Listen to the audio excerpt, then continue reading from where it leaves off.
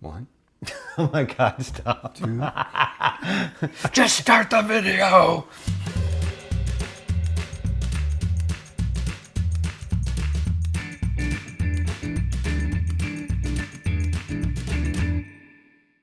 Welcome to another edition of Drinking with Craig and Roger. I'm Roger. And I'm Craig. Today we're going to do a distillery spotlight and kind of an overview on the Glengoyne distillery, which is in the Highlands of Scotland. Just a little north of Glasgow. Yeah, and I've been there myself. I've actually been to the distillery. I went a couple years ago, and what gave us the impetus to make this video is that I brought this back for you from the gift shop. Yes, this trio of expressions called Time Capsule. Okay. It has a 12-year-old, an 18-year-old, and a non-age statement Legacy, which we'll find out. Yeah, we don't know much about it, but it should be pretty good. Well, I know it contains a combination of bourbon barrels and sherry barrels, both from Europe and from America. Okay, interesting. And then also to go with it, so we're looking at those three, they're all single malt Scotch whiskeys. Then I have an independent bottling of Glengoyne that I got a couple years ago. We have tried before on the channel. Delicious, but this is in probably pretty refill barrel or ex-bourbon barrel, something that didn't impart that much barrel characteristic on it, because Glengoyne is known for using a lot of sherry in a lot of their whiskeys. So this one gives you a kind of rare chance to try the actual distillate and see what's really going into these without so much barrel influence. And then I have the granddaddy of all barrel influence that I also got. It's an exclusive from the distillery, the fairly well-known Teapot Dram, and it's probably my most coveted whiskey in my entire collection. I love it, and so we'll be trying that one last. Without further ado, Yeah. let's taste these expressions and see how different they are. I can't wait to taste these things, but really quick before we do, if you like what we're doing, please give this video a like and subscribe to the channel so you can see everything we're coming out with in the future. And if you've had Glengoyne, if you have any thoughts on it, things you like, things you don't like, let us know in the comments below. We'd love to hear from people. Yeah. And the first one is a 12-year-old statement. Yeah.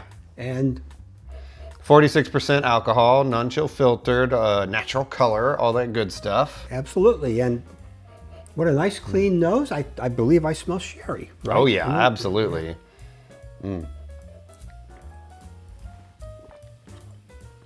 Oh, yep. That is pretty good. Oh yeah. Sweet sherry all the way throughout and in the finish. And I like that there's still quite a bit of fruity, other kind of fruits. I'm getting some like apple pear kind of notes, I think. And we don't always mention this, but look, the leg is right up to the lip of this thing. Yeah, it's pretty stays pretty up there. viscous, nice oily body, I think. I got some photos and video when I went there, and it's nice. It's definitely, I mean, it's on the smaller side. It's not a big industrial facility like you might imagine. You know, I think they said it is still family owned. It's one of the kind of the few that haven't been completely bought out by a bigger corporation. But we had a really nice, very traditionally Scottish guide, Bill, his name was, dapper fellow. And yeah, it was a nice tour. All these are completely unpeated, no smoke at all. Yeah. Very easily accessible, I think, for people. Yes. All right. So let's see what happens with an extra 6 years of aging and maybe a slightly different composition of barrels. Okay, here we go. Yeah, the 18-year-old. Also 43% alcohol, so 86 proof. It's got a very, very similar nose, but I think it's got more complexity. I think I can smell a little bit more malt in this, which means it's probably got a heavier body. Yeah, to me this has a darker, richer nose and a significantly like a heavier presence on the palate. It's yeah, just a darker, like it's got more sherry for one, for sure. And then for me, it's like a brown sugar type of note in here, kind of. A little bit. Delicious. Lots of fruits. And you know, we like to talk about producers that are usually like good values and things like that. This Glengoyne is known for, I wouldn't say it's a good value. Like their stuff is priced up there a little bit, but they're not ridiculous, you know. There's no demand, like secondary market demand that jacks them up, but it's like they are on the little pricier side for what they are, but I think they're good.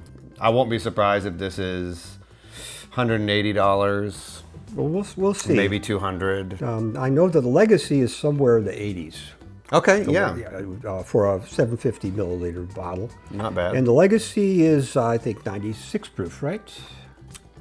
Yeah. It's stronger than the rest of these, yes, at 48%. And it's probably maybe... This 18 is really good. Yeah. It probably has a few barrels that are younger than 12 in it, and that's why they don't want to tell you that. Yeah, they're mixing different ages, for sure. Absolutely. Which is not... Age is not everything. Like, something being younger or older doesn't mean it's better or worse. No, different characteristics. And even the same spirit, you know, in different parts of the warehouse will age differently. And some places it's faster, some places it's longer, whatever. I would say it's just different characteristics. So, like your older whiskeys are going to have more of the barrel, a little more refinement and things here and there. The younger whiskeys, the advantage of the younger whiskeys is you get that more bright, vibrancy, fruit characteristics, stuff like that. Yeah. I find them, they can be more exciting. Yes. Younger whiskey. So that is a lot of the times why this, like non-age stated, is probably a mix of older things and younger things to achieve this different flavor profile. And speaking of this older Legacy whiskey, let's try it. Yeah. Okay, here we go. I've not had this one before. Well, the nose is very similar to the 18-year-old, you know. Ah, it smells really good. Let's give it a whirl. Oh man. Oh wow. That might be my favorite so far. I want to add a little water to this actually, and we'll come back to it, but I want to see what a touch of water does to it. Do you want any water? Oh no, I'm okay with this. So I'm adding water to that, and I'm probably going to add some water to these other two also, but I want to taste them first. Well, yeah, I'm going to try them as is, and then I'll add some water, and by the time I get to that, then this Legacy should be ready to drink. So let's move on. So this one is really interesting. This is Distiller's Art. That's the independent bottler. So basically, you know, independent bottlers, if you're not aware, are companies who don't make their own distillate. And in this case, I believe they probably brought a barrel or some barrels over to Glengoyne and said, fill her up. And or Glengoyne had the barrels already filled and they just bought them. That's possible. Yeah, that is possible because they do use some bourbon barrels and stuff. So this has some info. This is a 20-year age at cask strength, which is 57.2% alcohol. And it was distilled in April of 1996. This is an old one. Let's see. It doesn't give a lot of info. It just says 20 years in oak barrels. So aged in a single refill hogshead. So it's refill barrel. A big barrel. A big, hogshead is big. about 4 times the so size. it's going to get a lot less barrel influence and flavor than a lot of these others, like the sherry barrels and things like that. And it won't age as fast either because there's not as much exposure to the air eking in through the barrel. And I think we're going to find that this has plenty of punch to it, even at 20 years old. And I thought that this would be a nice chance to taste their distillate in a little purer form than these other three. Yeah. You get some similarities? Yeah, except It doesn't smell as sweet. Yeah. Or it's different. Something's different about it for sure. A little different, yeah, but it still has that sherry type nose to it. Okay, you are picking up on the sherry. Yeah. Okay.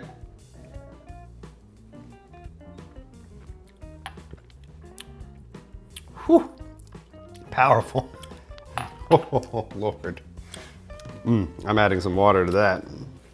It's very nice, of course. It is. And of course the legs are probably going over the lip.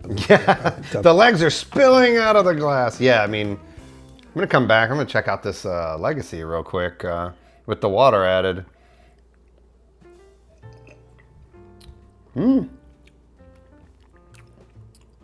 Good. Oh, chocolatiness and a little bit of cocoa chocolate flavor now. Interesting. Okay. That's nice. All right. So Where are you at with this 20-year? What are you thinking? Oh, Whew. Yeah, with water, the nose is opening up. Getting some cinnamon notes here now. Interesting. a little bit of cinnamon in it, but mostly, I just think everything is more intense, and it's probably because it's, at least 10 proof more. Actually, more like It's like about 20 proof 20 more. proof So higher. Yeah. it's much more dense. We could put a little water in this and Yeah. make it a little more comparable. I added some to mine, and I'm gonna add a little more, and I'll hook you up right here. Tell me when. There, that should be it. That should get it down to less than 100 proof, which is close enough. It's not, man. Wow, what a finish! It keeps going and going. Oh yeah. It's good. It's good stuff. But yeah, it has not gentled down over 20 years. I don't think. Now, and keep in mind, this is not one of their official releases. This is, like I said, another company releasing it their own way, aging it themselves. Well, Probably.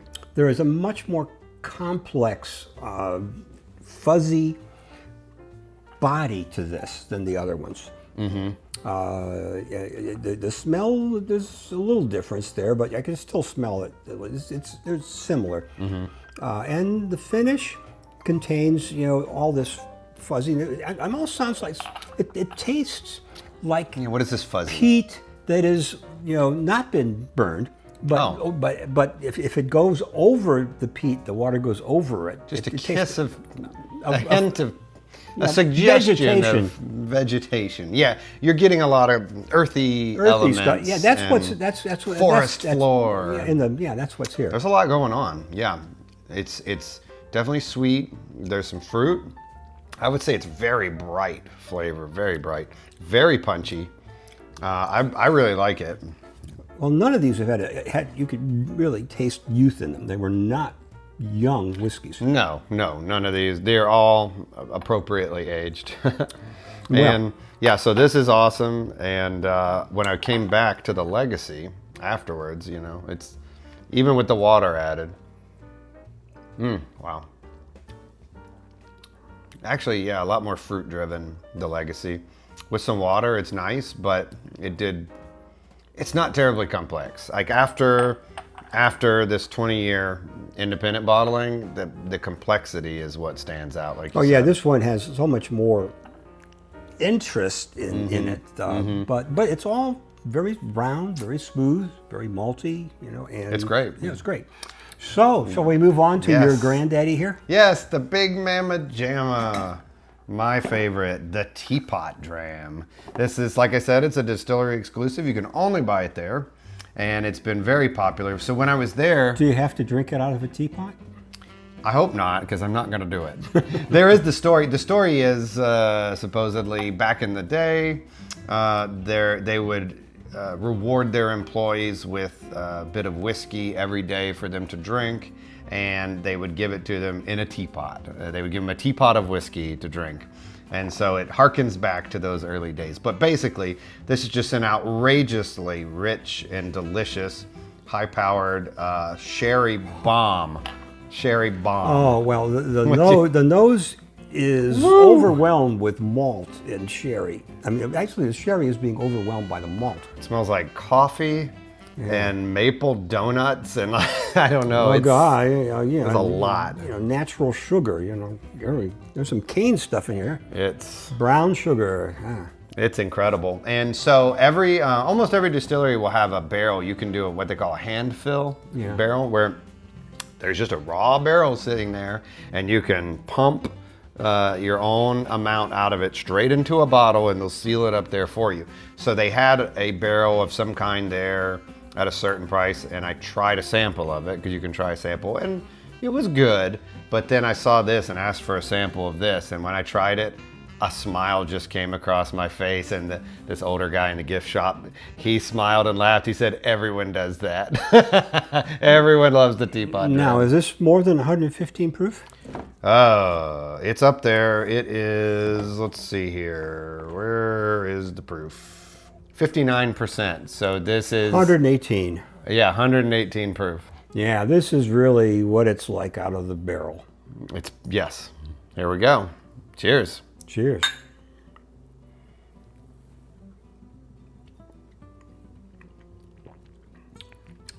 That is so good it makes me want to have a cup of Earl Grey. Earl Grey, huh? Well, tea, you know. Oh, I see. I'm with you now. I'm going to go ahead and add my water to it. Although it's really good as is. Oh, yeah. It doesn't taste like it's overwhelming. Wow. Yeah, no, it's at a good proof, good drinkable, right at that high proof. Oh, but what a body, though. Wow.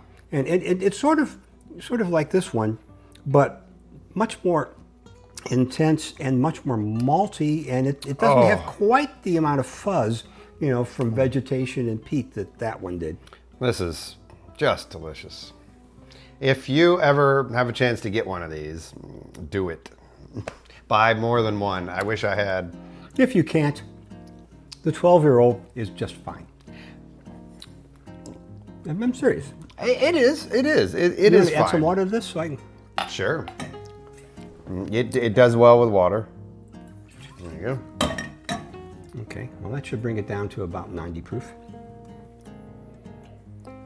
Still smells about the same.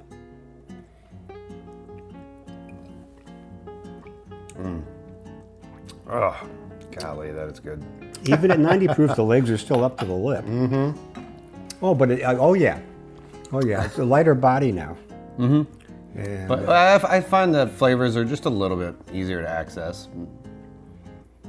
Wow, really good. I'm gonna come back to the 20-year here. And the finish, it just keeps lingering. Wow, what a finish. Yeah. Oh man, there is this little tiny bit of sherry on the top of this. There's a lot of sherry in all of it. Well, yeah, but there's so much other malty stuff in this that it limits the amount of sherry compared to the 12-year-old. I think it's a very well integrated sherry. I mean, it's a sherry bomb, but it's very well integrated. There's a lot of, like you said, the maltiness. There's a lot of other stuff going on that's well balanced with it. I think I taste some cinnamon in this a little bit, and there's a lot of complexity in the body of it, and in the finish. It just sort of sits there in your mouth, and just resonates. Yes, it's incredible. Yeah. And the 20-year is. I went back to the 20-year with water added. Incredible, really good. Yeah, there's some subtle differences here in the commercial merchant bottling, but it still has a strong resemblance to the others. Yeah, I'm going back to the 18, and yep, you see the lineage. Yeah, really good. 18 is nice. Really good nose. That's good. It's all tasty stuff. I'm glad you liked it. Oh yeah. And you got a little bit left to enjoy later in your little trio of bottles there. I mean, right after this video, we'll finish it up? Nah. That one? Not that one. I plan to finish this one years from now. I'm hoping that this lasts me at least another 5 years. No, it's kind of hard to come by those. Yeah, I feel confident I won't be able to get another one. Well, for those of you that maybe fell asleep while we were talking about this and sipping on it. Yes. If you made it to this point, bravo. We think that Glengoyne is a very, very nice whiskey. Oh yeah. Scottish whiskey. It's a Highland whiskey. It does not have any of the smoke that you associate with Islay whiskeys. Yep. And it has a very strong sherry taste to it. But depending on the age and whatever else, you get some, maybe a little touch of bourbon. We didn't talk about it, but that's probably some of the complexity in the body. Yeah. And a big malty taste, depending on how high the proof is. The malt gets, to my taste, got stronger as the proof got higher. But at any rate, it's a very nice thing. And we've enjoyed this. Oh, yeah. I hope you've enjoyed this. If you have any other comments, please send them to us. Yeah. But until next time, Yeah. cheers. Cheers.